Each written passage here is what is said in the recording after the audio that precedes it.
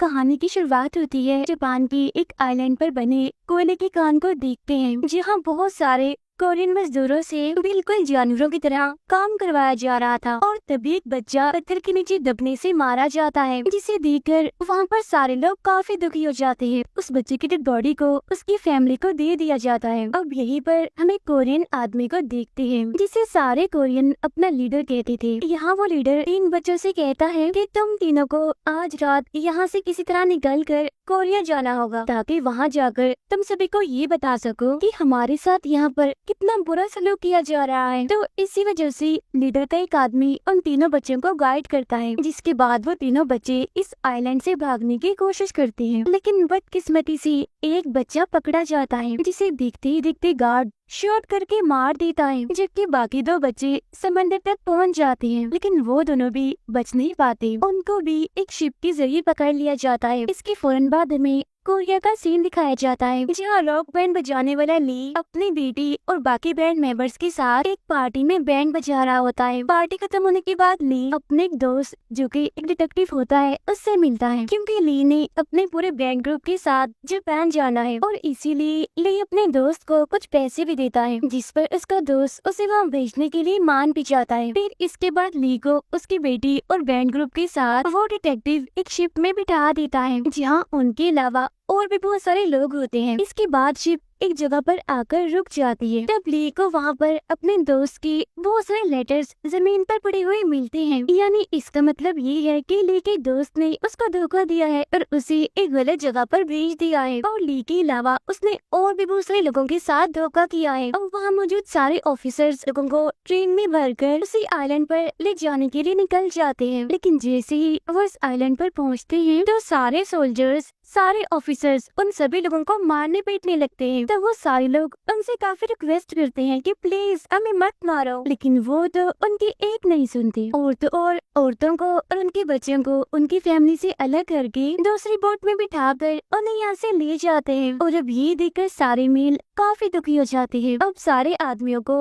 एक जगह पर ले जाकर उनका सारा सामान उनसे ले लिया जाता है। माइन कंपनी का जूनियर मैनेजर वहाँ पर आकर ली से कहता है कि चलो जापान का गीत बजाओ। इसीलिए उसके कहने पर सभी लोग उस गीत को बजाने लगते हैं। और तब इतनी ही देर में वहाँ पर सीनियर मैनेजर भी आ जाता है, जो सभी कोरिया से आए हुए लोगों से कहता है कि हम यहाँ पर आपका वेलकम करते हैं और अब से आप हमारे लिए ही काम करेंगे। अब यहाँ पर सारे लोगों को उनकी अकाउंट स्लिप दी जाती है, जिसमें उन लोगों के इस आइलैंड पर आने का खर्चा, यहाँ पर रहने का खर्चा और साथ ही इस तरह के बहुत सारे खर्चों की कीमतें लिखी गई होती है, जिनके पैसे कंपनी सारे मजदूरों की मजदूरी से काटेगी। इतने पैसे लेने के बावजूद भी उन्हें गंदा सा कीड़ों वाला खाना ही दिया जाता है, जिसके बाद सभी लोगों को माइन के अंदर भेज दिया जाता है काम करने के लिए, जहाँ काम करने के बाद सारे लोग नहाने के लिए चले जाते हैं। अब यहाँ तो सुपरवाइजर, जो कि होता तो एक कोरियन है, लेकिन वो एक लड़के को मार रहा होता है। तब ये देखकर कोरियन में से एक गैंगस्टर जिसका नाम जॉय होता है, वो उस सुपरवाइजर से लड़ने लगता है। और तब इतनी देर में माइन कंपनी का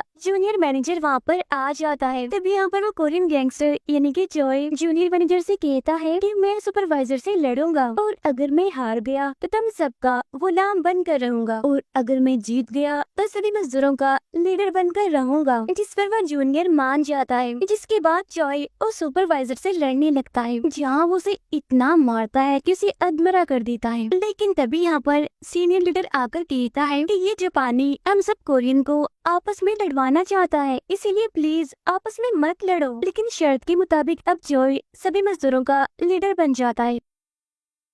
उधर सीनियर मैनेजर बहुत सारी औरतों और बाकी ऑफिसर्स के साथ खाना खा रहा होता है, जहाँ पर ली की बेटी भी होती है। और तभी सीनियर मैनेजर अपने ऑफिसर को अपना पसंदीदा गाना बजाने के लिए कहता है। तब ये सुनकर ली की बेटी कहती है कि इस गाने को तो मैंने गाया है और जो इसका म्यूजिक है वो मेरे फादर ने दिया है, लेकिन उसकी लैंग्वेज सीनियर मैनेजर को बिल्कुल भी समझ नहीं आती। तो इसीलिए एक कोरियन लड़की सीनियर मैनेजर को समझाने के लिए ली की बेटी की बात को ट्रांसलेट करती है, जिसे सुनकर और सीनियर को काफी अच्छा लगता है। इसीलिए अब ली को उसके पूरे बैंड ग्रुप के साथ सीनियर के पास ले जाया जाता है, जहाँ पर ली अपनी बेटी को देखकर काफी खुश हो जाता है। दूसरी तरफ कोरियन आर्मी बेस पर उस ऑफिसर को उस माइन के लीडर की तस्वीर देकर कहते हैं कि तुम्हें किसी तरह करके इसको उस आइलैंड से बाहर निकालना है, क्योंकि वो एक इकलौता इंसान है जो कि वहाँ के कोरियंस का लीडर है। और तब इस बात पर ये आर्मी ऑफिसर मान जाता है, इसीलिए अब वो खुद भी एक मजदूर बनकर उस आइलैंड के लिए निकल जाता है। उधर सीनियर मैनेजर एक पार्टी रखता है जिसमें माइन कंपनी के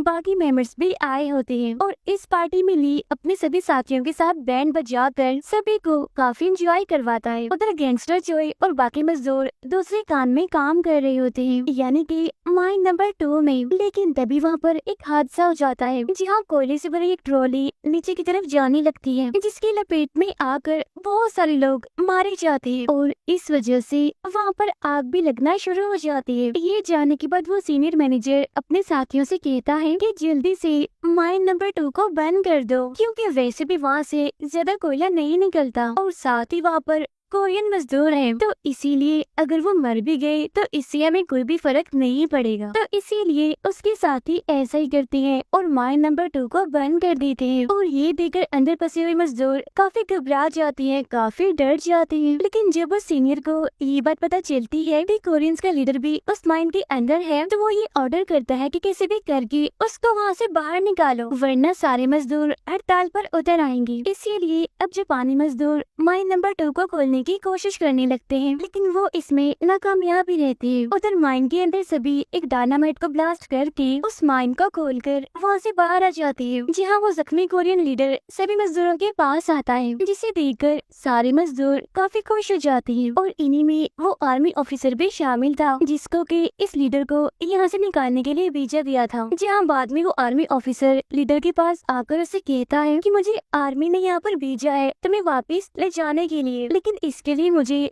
टेलीग्राफ की जरूरत होगी ताकि मैं आर्मी से राब्ता करके यहाँ पर जहाज मंगवा सकूं। तब ये सुनकर वो लीडर कहता है कि ठीक है, जल्द से जल्द मैं टेलीग्राफ का बंदोबस्त करवा देता हूँ। इसीलिए अब वो आर्मी ऑफिसर ली के पास आकर उसे कहता है कि मुझे ऑफिसर के रूम की चाबी चाहिए, क्योंकि उस ऑफिसर के रूम में टेलीग्राफ है। लेकिन ली यहाँ पर उससे पूछता है कि पहले तुम मुझे ये बताओ कि तुम्हें वो चाबी चाहिए क्यों, और तुम उस टेलीग्राफ को हासिल करना क्यों चाहते हो। तब ये सुनकर वो आर्मी ऑफिसर कहता है क्योंकि असल में मैं उस लीडर को यहाँ से ले जाने आया हूँ और मैं आर्मी का एक ऑफिसर हूँ। तब ये सुनकर ली कहता है तो फिर ठीक है, मैं तुम्हें एक शर्त पर ही वो चाबी दूंगा कि अगर तुम मुझे और मेरी बेटी को भी इस आइलैंड से ले जाओगे। और तब ये सुनकर वो आर्मी ऑफिसर भी मान जाता है। इसके बाद ली चुपके से ऑफिसर की चाबियों के गुच्छे से केबिन की चाबी को गर्म करके उसका प्रिंट एक फिल्म रेल पर ले लेता है, जिसके बाद वो अपने दोस्त को उस प्रिंट को देकर चाबी बनवाता है। चाबी बनवाने के बाद वो उसे आर्मी ऑफिसर को दे देता है, जिसकी मदद से आर्मी ऑफिसर उस केबिन में आ जाता है, जहाँ वो आर्मी से कांटेक्ट करके यहाँ पर शिप मंगवा लेता है। अब यहीं पर उस आर्मी ऑफिसर को कोरियन अकाउंट रिकॉर्ड भी मिलता है। लेकिन तभी हम दिखते हैं कि आइलैंड के ऊपर से बहुत सारे दुश्मनों के बॉम्बर प्लेन गुजरते हैं, इसीलिए सभी लोग अपने अपने घरों में जाकर लाइट्स ऑफ कर देते हैं। जहाँ इस मौके का फायदा उठाकर वो आर्मी ऑफिसर उस लीडर को एक जगह पर लेकर आता है, जहाँ वो उस पर गन पॉइंट करके उसे कहता है कि मुझे उस केबिन में कोरियन अकाउंट रिकॉर्ड मिला है, जिसके मुताबिक इस आइलैंड पर जो भी मजदूर काम करते हैं या फिर मर जाते हैं, तुम उनका मुआवजा और उनकी सारी चीजें लोगों को नहीं देते, बल्कि आधी वो सीनियर मैनेजर के और आधी तुम्हारे अकाउंट में जाती है, क्योंकि उन सारे पेपर्स पर तुम्हारी साइन भी है। ये सुनकर वो लीडर कहता है लेकिन मैं तो ऐसा कुछ भी नहीं करता, बल्कि वो सीनियर मुझे फंसाने की कोशिश कर रहा है। और तब इतनी ही देर में ली भी अपने बेटे के साथ यहाँ पर आ जाता है, लेकिन अब पूरे आइलैंड पर ब्लास्ट होने लगते हैं, जिसमें वो सीनियर भी जल जाता है। जी हाँ, बाद में सारे जापानी बंकर में जाकर सभी कोरियंस को वहाँ पर मरने के लिए छोड़ देते हैं, लेकिन इसका फायदा उठाकर वो लीडर यहाँ से भागने लगता है। लेकिन तब उसे यहाँ पर बचाने के लिए उसका अपना खास आदमी आ जाता है। यहाँ वो लीडर अपने उस खास आदमी से सवाल करता है कि क्या तुमने उस अकाउंट रिकॉर्ड को देखा, जिस पर उसका खास आदमी हाँ में जवाब देता है कि हाँ मैंने देखा। तो इसलिए वो लीडर उसे यहीं पर ही शूट करके मार देता है। और अब ये चीज ली और उसकी बेटी भी छुप कर देख लेते हैं। अब माइन कंपनी का सीनियर ऑफिसर जूनियर को कॉल करके कहता है कि हिटलर मारा गया और जिसने भी नाजी की मदद की उसको क्रिमिनल मानकर उस पर हमला किया जा रहा है और अमेरिका ने हिरोशिमा पर काफी खतरनाक बॉम्ब गिरा दिया है, जिसकी वजह से पूरा हिरोशिमा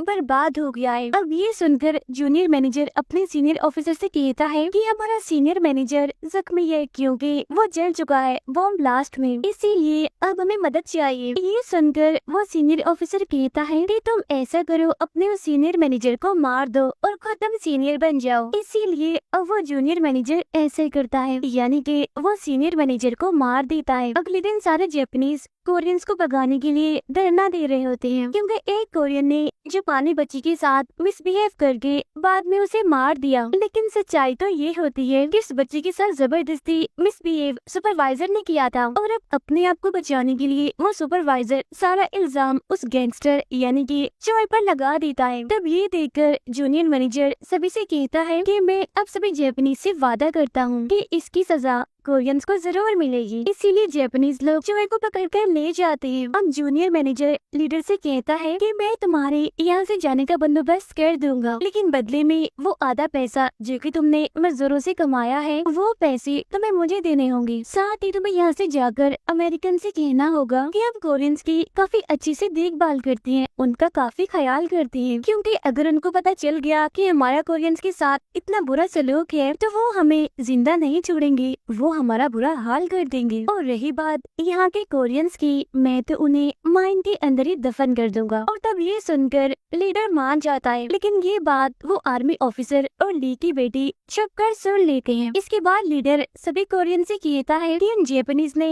चोय को गलत फंसाया है, साथ ही वो हमारे साथ भी काफी बुरा सलूक करते हैं, इसीलिए मैंने इस सिलसिले में सीनियर से बात की है और उसने हमारी बात सुन भी ली। इसीलिए अब से हमें अच्छा खाना और ज्यादा मजदूरी मिलेगी, लेकिन हाँ इसी खुशी में सभी को माइन में आना है क्योंकि वहाँ पर सेलिब्रेशन का एक इवेंट होने वाला है। ये सुनकर सभी लोग एकदम से काफी खुश हो जाते हैं, लेकिन तभी आर्मी ऑफिसर सभी से कहता है कि ये लीडर जो भी कह रहा है ये झूठ कह रहा है, क्योंकि असल में इसने आप लोगों के साथ धोखा किया है। ये असल में सीनियर और जूनियर के साथ मिलकर आप लोगों को मिलने वाले सारे पैसे सारे मुआवजे खा लेता है। तब ये सुनकर वो लीडर सभी से कहता है कि नहीं, ऐसा कुछ भी नहीं है, ये झूठ बोल रहा है क्योंकि ये असल में अमेरिका का जासूस है, इसीलिए तुम इसकी बातों में मत आओ। और तब यहाँ पर ली उन सभी को अकाउंट रिकॉर्ड दिखाता है और तब ली की बेटी भी यहाँ पर सभी को कहती है कि हाँ वो आर्मी ऑफिसर बिल्कुल ठीक कह रहे हैं, क्योंकि इसने तो मेरे ही सामने अपने एक वफादार साथी को मार दिया। और अब ये सुनकर सारे लोग उस लीडर के खिलाफ हो जाते हैं, इसीलिए आर्मी ऑफिसर भी उसे यहीं पर ही मार देता है, जिसके बाद अब ये लोग चोय को भी आजाद कर देते हैं।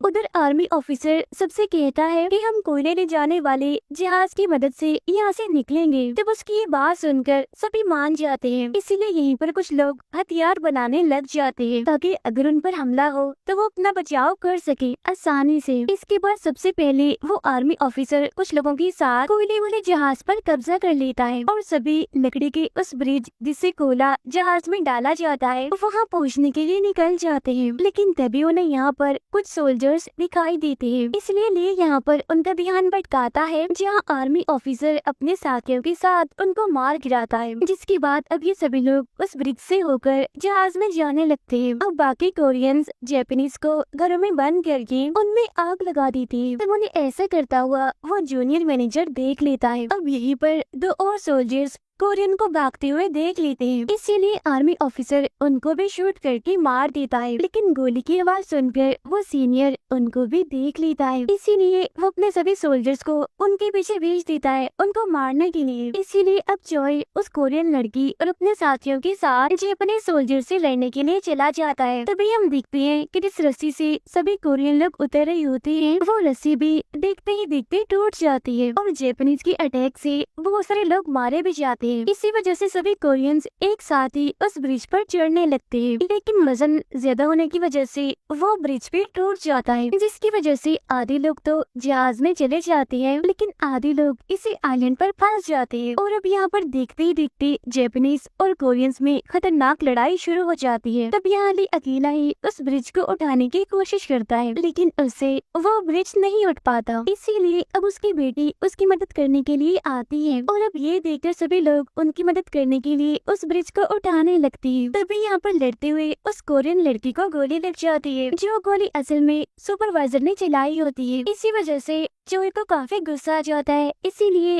वो उस सुपरवाइजर से लड़ने जाता है, जहाँ वो उसकी गर्दन की और उसकी बॉडी की हड्डियाँ तोड़कर उसी बड़ी बेरहमी से मार देता है। लेकिन जब वो उस कोरियन लड़की के पास वापस आ ही रहा होता है, तो वो देखते ही देखते उसे भी गोली लग जाती है, लेकिन किसी भी तरह करके वो उस कोरियन लड़की के पास आ ही जाता है। और फिर यहाँ पर देखते ही देखते उन दोनों की मौत हो जाती है। उधर ली अपनी बेटी को एक जगह पर बिठाकर आगे बढ़ रहा होता है, लेकिन तभी उसे वो जूनियर मैनेजर शूट कर देता है, लेकिन बदले में ली भी उसको शूट कर देता है। लेकिन जब ली की बेटी ये देखकर अपने फादर की तरफ भागने लगती है, तो वो जूनियर उसे पकड़ लेता है और उसे प्रिजनर बना लेता है। तो अब ये देखकर आर्मी ऑफिसर उस पर पत्थर मारता है, जिसकी वजह से वो ली की बेटी को छोड़ देता है। लेकिन फिर जैसे वो जूनियर ली को शूट करने वाला होता है कि तभी ली की बेटी बोतल वाले बॉम्ब को उस पर फोड़ देती है, जिसकी वजह से अब वो जूनियर जलने लगता है। तो वो आर्मी ऑफिसर उसका गला काट कर सभी जापानीज से कहता है कि सीनियर जूनियर मैनेजर और वो सुपरवाइजर सभी मारे जा चुके हैं, इसीलिए अब हम यहाँ पर वॉर खत्म करते हैं, क्योंकि अब हम सभी यहाँ से जा रहे हैं। तब उसकी ये बात सुनकर सभी जापानीज यहीं पर ही रुक जाते हैं, जबकि बचे हुए कोरियंस ब्रिज के जरिए जहाज में सवार हो जाते हैं। लेकिन जख्मी होने की वजह से ली की हालत काफी खराब होती है, इसीलिए वो अपने आखिरी टाइम में उस आर्मी ऑफिसर से ये रिक्वेस्ट करता है कि प्लीज मेरे मरने के बाद मेरी बेटी का अच्छे से ख्याल रखना। और ये कहकर ली भी दम तोड़ देता है, जिसकी वजह से उसकी बेटी एकदम से काफी दुखी हो जाती है और टूट जाती है। लेकिन तभी उन सभी लोगों को अपने सामने एक काफी बड़ा ब्लास्ट दिखाई देता है, जो नागासाकी पर अमेरिका की बॉम्ब गिराने की वजह से हुआ था, जिसे देखकर सारे लोग काफी हैरान हो जाते हैं। जहाँ बाद में ली की बेटी को दिखाते हुए ये मूवी यहीं पर एंड हो जाती है। Thank you for watching.